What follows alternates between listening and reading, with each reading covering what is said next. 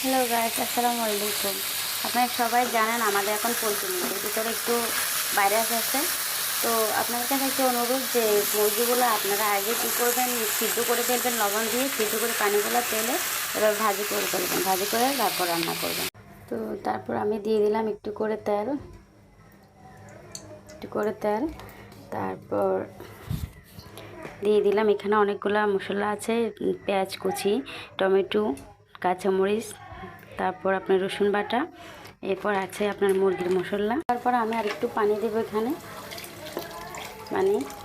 তারপর এগুলো একটু নাড়াচাড়া দিয়ে আরও একবার ঢাকনা দিয়ে ফেলবো। এরপর মুরগি মাংসগুলো দিয়ে দেবো, একটু পর হয়ে যাবে আমার রেসিপি। এগুলো প্রায় সিদ্ধ হয়ে আসছে, তো আমি এখন দিয়ে দেবো আমার মুরগির মাংসগুলা। সিদ্ধ মাংসগুলা সিদ্ধ করে আমি আগে বাছছি, এগুলোকে আপনারাও বেজে নিন, নাহলে আপনার প্রবলেম হতে পারে, যেহেতু পোলট্রি মুরগি একটু প্রবলেম হচ্ছে এখন।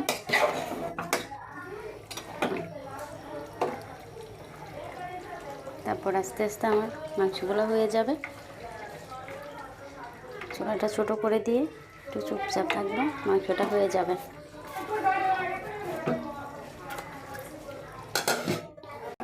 প্রায় হয়ে গেছে দেখেন। তো আমি এগুলো আবার 2টা তেজপাতা দিলাম একটু গ্রান হওয়ার জন্য।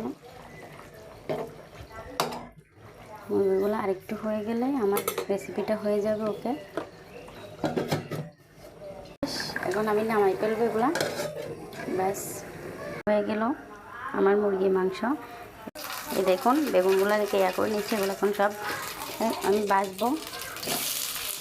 দেখুন বানাবো এগুলো বেগুন ভর্তা। তো সাথে 2টা টমেটো আর 2টা কাঁচামরিচ দিয়ে দিলাম।